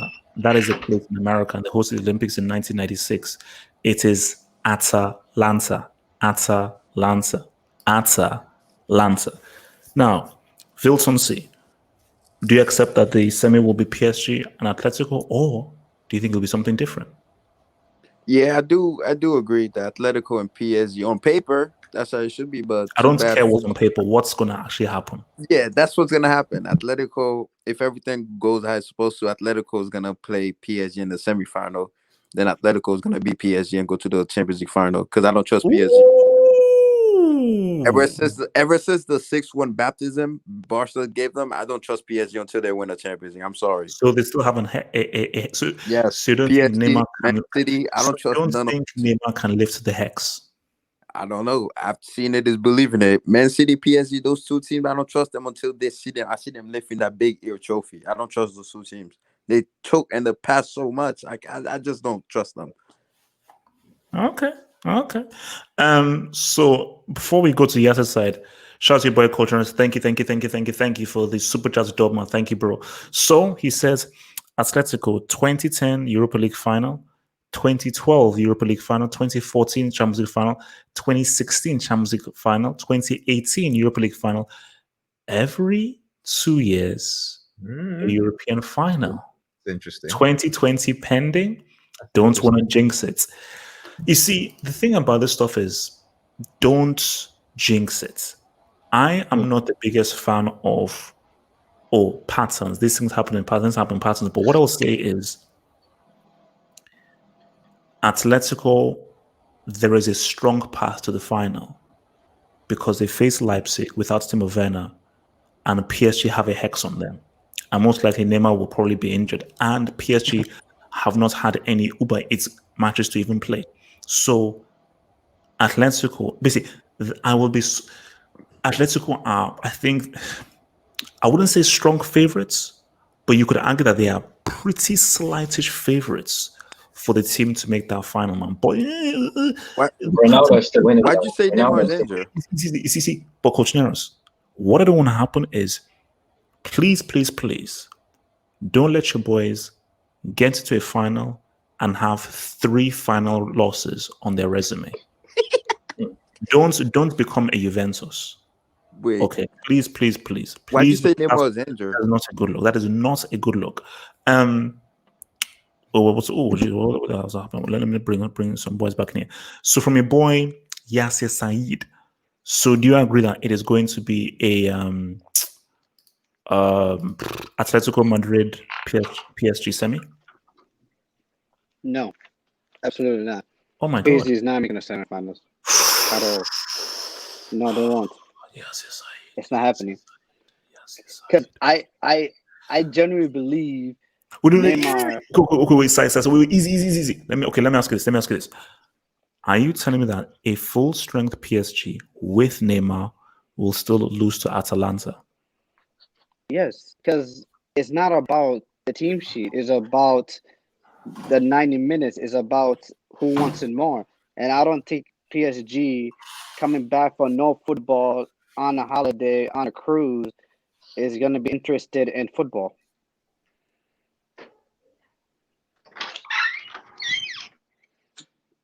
That's just my opinion. I don't think these guys will be serious, man. I don't think Neymar would be like, I want to go back on that boat, You know what I'm saying? On that cruise, So yeah, Atalanta's like, this is our chance. So I see them in the semifinals. Leipzig, Atalanta semi-final. Are you saying? No, Atletico. I think this is Atletico Madrid's year. I mean, I'm just rooting for Atletico Madrid and Diego Simeone for what they did to Liverpool. Come on, guys, you guys can do it. Let's go. Simple as that, man. Atletico Madrid, Atalanta. Yes, do you want to? They say you have a problem. Do you have a problem, yes, Said? I mean, that's what David said. Do you have a problem or you don't? So, To be honest, I am very biased against certain teams like PSG, Manchester City, Bayern Munich. Those three teams I can't stand. But Wait. I mean, no. Hey, Okay, weren't go you for it. saying Yeah, that? Weren't you saying that Atalanta might expose PSG the fact that they haven't played in God knows how long? No. You see, LB, that is true. But the fact of the matter is this: if playing or no playing, I have all the respect in the world for Atalanta, and I think they are, for me, they're the story of the season. If Neymar and the prodigy are on the pitch and they lose to Atalanta, that's going on their record. And if that happens, just besting and any of you Neymar fanboys like Ford, you can't show your faces again. And you see, the key thing that I will not accept the excuse of, oh, but we're not match fit. No. And the prodigy will not be the prodigy anymore. And you lose to Atalanta? No, we won't. You know, if the prodigy loses to Atalanta, he's not the prodigy anymore. He's not You the should prodigy. lose that title. Last I checked, You should lose that title. No. Last I checked, how old is he? How old is he? Don't 21. disrespect the prodigy. I'm sorry. It's not my fault that he won a World Cup. It's not my fault that he keeps flopping in the Champions Leagues. World Cup winner. So He's been flopping it. Like the Champions League is much harder than the World Cup. I will repeat, it's much harder than the World Cup. You come against harder oppositions. You come up. Who do you come against in the World Cup? Argentina. Okay, what Argentina do in the World Cup? They ain't do nothing. They haven't won a trophy in how long? Okay, they played against Uruguay. Okay, my fault. no. There you go. Yeah, wait. I'm just saying facts, bro. Easy, not so chill. It's easy. Let's just focus. Let's keep things focused. So let me just get the super chat, and then we'll carry on with this whole thing. So Fimo Colchoneros, who says, if we lose another final, I'm unsubscribing from half of Football Hots forever. And Martin Rosario, FR I am ever since that draw. You see, Colchoneros, I need you to, because forget about you unsubscribing. I worry for your health and for the health of every Atletico fan. Because if you guys get to the final and lose it again, and do you know what the worst thing could be? If you get to a final and you face Juventus and Cristiano scores the goal to beat you, I'll unsubscribe from the half of Football Hots. Okay. Because that for me is my nightmare. You know, so and I don't want to go into any details, but I'm gonna have to. But let's just say I'm gonna have to put a certain hex on someone. I didn't want to do this, but you'll be seeing a video very soon where I think I'm gonna have to visit a certain witch doctor to make sure that something doesn't happen. I don't want to go into any details yet. Easy, chill, relax. From a boy, I am ham. Do you agree that we're going to be having a PSG Atletico semi-final? Nope. We're definitely going to have Atalanta versus what's this team now? Atalanta versus Atletico. RB Leipzig is just a giveaway team, and I don't know what to say about PSG after watching PSG lose to Man United. So PSG is definitely going to lose against Atalanta. Okay, what if Neymar is playing? Do you still see that they lose to Atalanta? What if Neymar is on the pitch? If you've been watching football this season, you know the person you can depend on is Ilicic. Ilicic is that guy. Ilicic is going to put that ball in the back of the net. How old is Ilicic, by the way? 32. He's pretty old. How is he? He's a late bloomer. Yeah. So you have more faith in Ilicic than Neymar. Neymar's probably going to be injured. Neymar might be one of the players going to have a transfer this season, and is he going to want to be injured? Will Mbappe want to be injured? Hashtag Mbappe 2020. Okay.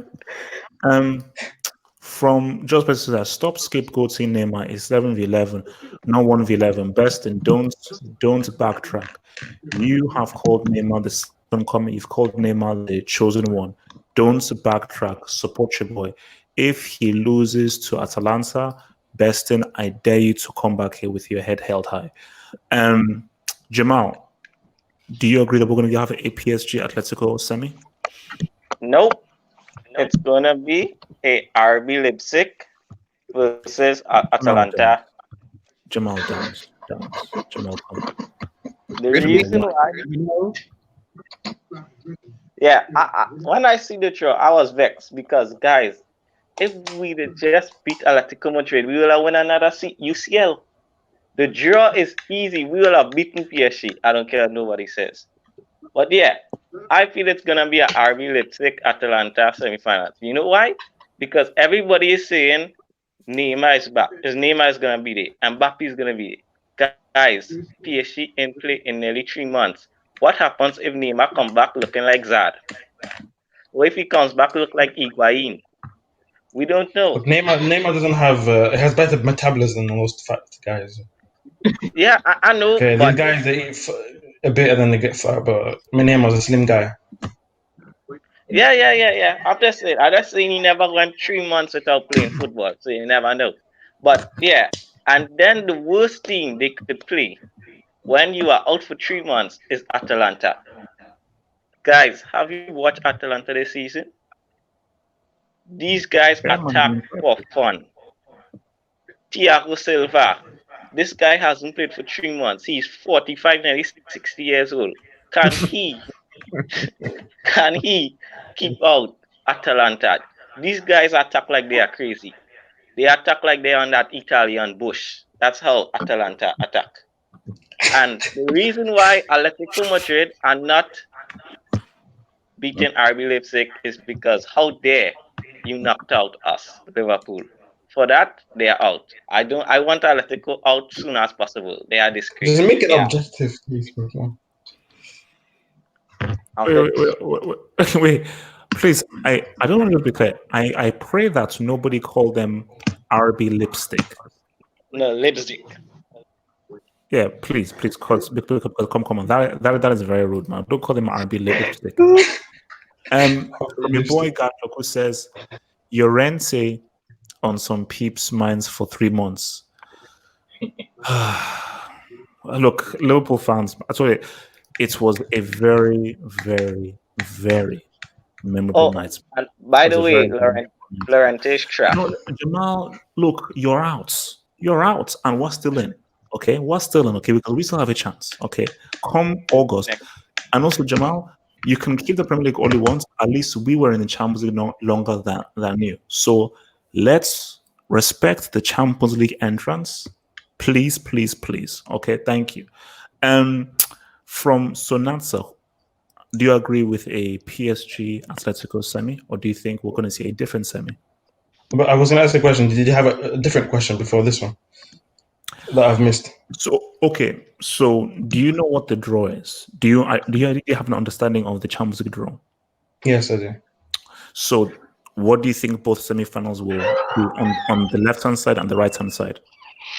Left-hand side. Semi-finals. We were skipping over the how's that noise? Are we skipping over the quarterfinals already? We're just skipping over. Yeah. We're skipping. So basically, my question is: what do you think the semi-final will be on both sides? City beat Real Madrid, we get Juventus or Lyon. Mm-hmm. And if Bayern beat Chelsea, they get 2. I can't remember. That's they get Barcelona or Napoli. Oh shit! I think it's going to be Bayern versus City then. Okay. Well, that's what most people have said. And what do you think is going to be on the other semi? That one is kind of tricky, you know. Wow. PSG, as they should. No, I would like to think PSG would win this, but like Jamal said, that I don't know what Atalanta do, but they are crazy. I don't know how. Does Thiago Silva play that game? Because he's leaving. Thiago Silva, is he playing that game? Who cares? Whether the guy hasn't been relevant in about 15 years, bro. So, but he's better than what they have anyway. If he's not playing, I'm kind of scared for PSG. Look, give me your semi. Who is going to be in that semi-final berth, bro? I'll say Atalanta versus Atletico Madrid. I don't trust PSG. I don't trust them. Oh man! All right, Samuel, man. What's the semi? Is it going to be a PSG Atletico semi, or do you think Atalanta will shock the world? RB Leipzig versus Atlanta semi-finals. Oh, come on! I'm joking. I am joking. Please don't take me seriously. All right. I think PSG and Atletico Madrid. Now, PSG, I am warning you. If you do not get to that semi-final, my God in heaven, you baguette eating, garlic bread, croissant eating people, hell will break loose. Okay, but Samuel, can they use the whole "we haven't had a competitive game for 2 months"? Can they use that as an excuse? I do not care. They need to get to that semi-final. They need to win the whole thing, but they need to get to that semi-final. If they get beaten by Atlanta, HH, you know, you will know. No, bro. I know what to do. Don't worry. You know. It has to be PSG versus Atletico Madrid. It has to be, and that's what I'm riding on. Okay. Red Devil, do we get a PSG Atletico semi, or do you think it's going to be something different, something surprising? I'll actually start with Leipzig versus Atletico Madrid. Actually, like, while I will just about give it to Atletico, I don't think it's going to be completely easy. I don't think we should completely write off Nagelsmann. Like, he's done for his first 3-year charge. He's done a fairly decent job at Leipzig. So I feel like there'll be a lot more options as far as Leipzig and Atletico Madrid, so I don't think it'll necessarily. But remember, they've lost their top goal scorer. So wait, so Timo Werner can't play in the CL then? Nope. Okay, fine. Okay. So so that might be a problem. But then, what? Atletico Madrid, their top goal scorer, is it Morata? Is that who's going to be leading the charge, or Diego Costa, or well, Marcos Llorente has been very, very good indeed. So fine. Okay, yeah. So regardless, like, I still would give the win to Atletico Madrid anyway. I'm just saying, like, don't necessarily write off Leipzig completely. So, but yeah, Atletico Madrid now. As far as PSG and Atalanta are concerned, I mean, I did see in the comments that people said they've got friendlies, and I think they have got friendlies scheduled for PSG, which is fair enough. But I still think that there's a very big difference between friendly games and actual competitive, like, intense games. There is a difference. You can see the scores. United, I think, drew with West Brom in a friendly beforehand. Clearly that's not the same as 11-11 games. So I still think that the fact that Atalanta have been playing multiple competitive games in the Serie A, build on match fitness, that gives them the advantage. Just PSG. I mean, the thing is, it's one game, and anything can happen.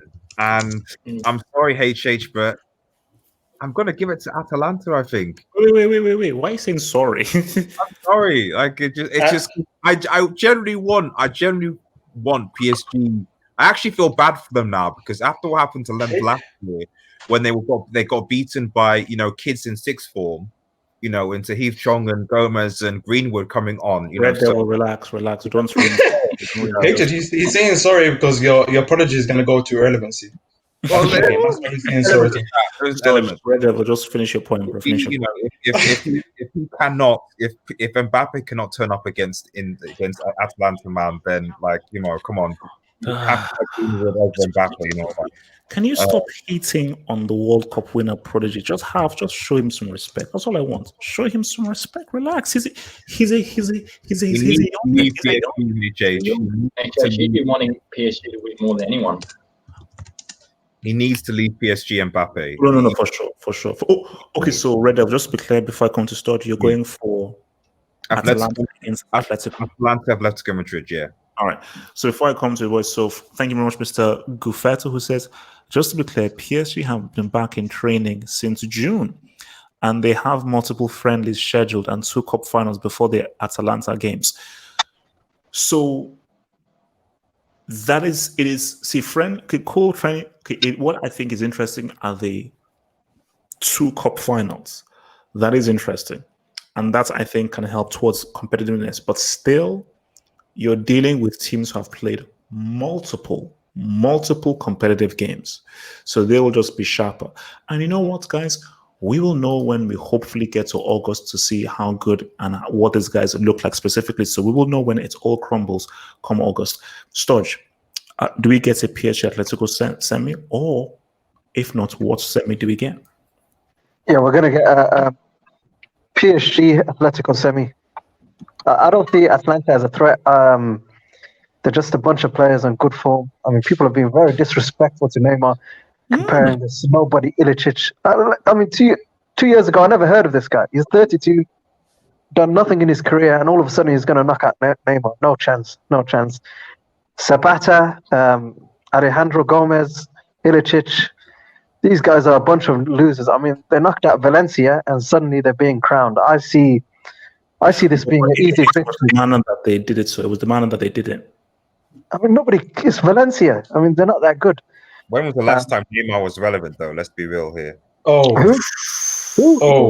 Let's not do that. You're getting spicy. No. Spicy, bro. Neymar is more relevant than the Man United Football Club. What? He's done more. Oh, shit! What has he done? Aside from statements, what has he done recently? What's he done? Listen, he's a better footballer than all your team combined. What has he done? He's won the Champions League, he's won La Liga, he's won plenty of trophies. I mean, what have Man United done? I mean, you're still in 5th and you're celebrating like it's a trophy. Neymar's beyond.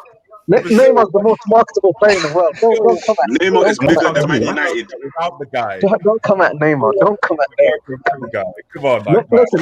Look. Neymar's easy. Okay, so you're saying. Okay, so let me just get concerned. So you're saying PSG Atletico, and you're saying PSG make the final and Neymar wins the Champions League. Is that what you're saying? Possibly. I want Neymar to win the Champions League, but I have this feeling that Man City's going to win it. But listen, what we're going to notice is Neymar's the best player in the world. Easy, Storch. Why do you want Neymar to win the Champions League? Why do you want him to win the Champions League? You know, because I don't know. I've been following this guy's journey ever since he went to PSG. He's such a talented player. He's been unlucky with injuries, and I feel like people just disrespect him for no reason. He keeps on getting disrespected for no reason. Do you know why? My issue with Neymar is that he owes the prodigy 2 CLs, and let me land.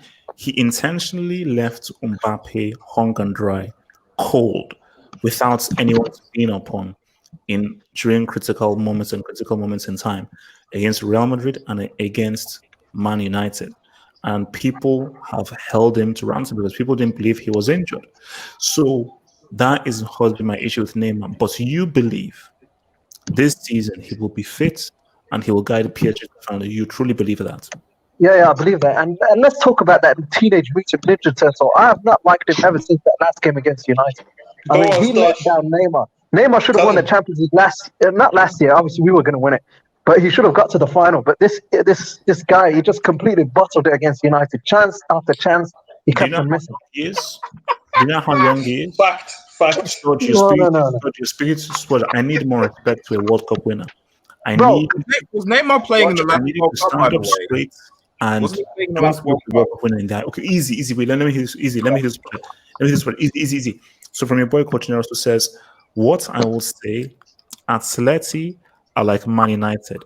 When we are, quote, favorites, we struggle more for some reason against inferior teams who are hard to break down, which is why I believe that even if Leipzig don't have Timo Werner, don't sleep on them. Now, let's get back to this whole Neymar thing. My thing is very simple. If Neymar, who has had all these games to be free and do whatever he wants, if he fakes another injury, I think I'm going to be done with him fully. Can I have to?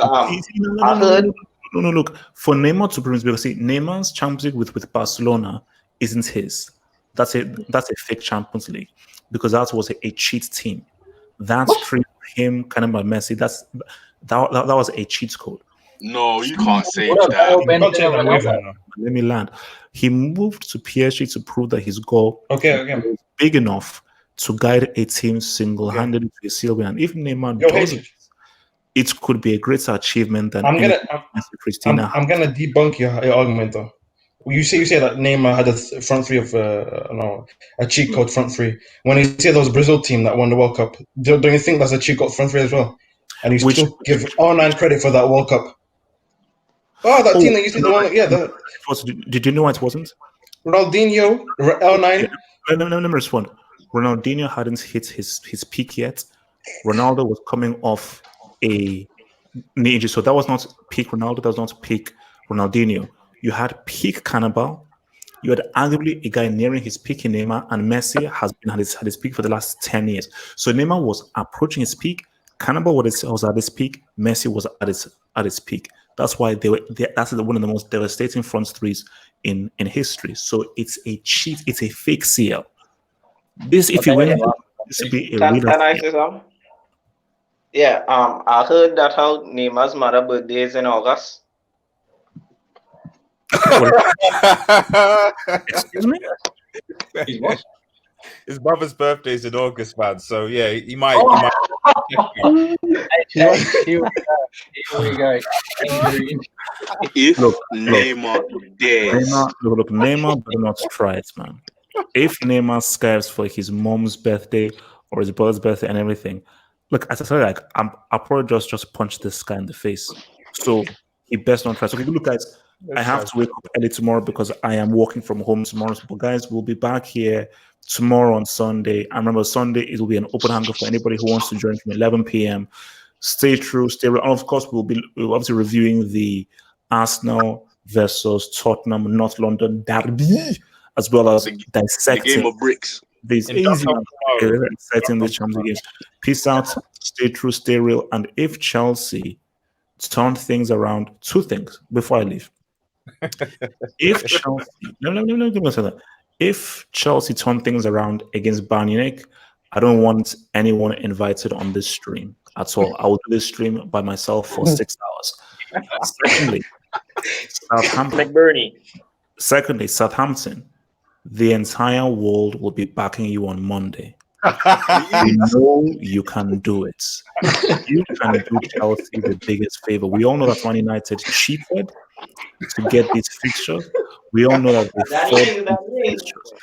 And we all know that these Man United, all they've done, this was a perfectly orchestrated plan to create easy fixtures for the last few things to cheat Chelsea out of the divine rights of being in Europe. But Man United. No. This is my round. This is the epilogue. This is the epilogue. I've got the mic now. Don't forget, United have 16 penalties. Keep that in mind. Southampton, I need you to put things right and put the world right and do something special on Monday, because we all know that Chelsea's the only team that deserves to be in the Champions League every single season is Chelsea. You can't have a Champions League. That's why you lost 11 games this season. If in the history, the most storied team in Europe has always been Chelsea. Southampton, you will be doing a footballing favor. We are behind you. We will be supporting you. Don't be fearful of these fake Bruno Fernandes, Pogba. It's all hype. It's always been hype. I'm going to record this. You just saw something about Pogba. Looks like a flipping test tube baby. Okay, the guy his balls haven't even dropped yet. So Southampton, please, we are behind you. Do ourselves a favor and correct the garbage that clown Lampard has just done by losing to West Norwich, man. Please, and Southampton, I'll be calling you guys probably on Monday morning to do this. Guys, peace out. Stay true, stay real. I will see you guys Sunday. Adios. Peace. Become a Football Hut member and gain access to cool emojis on the live streams and get access to new YouTube content by clicking the join button here. And to view that new content, head over to the YouTube channel homepage and click on the community tab over here.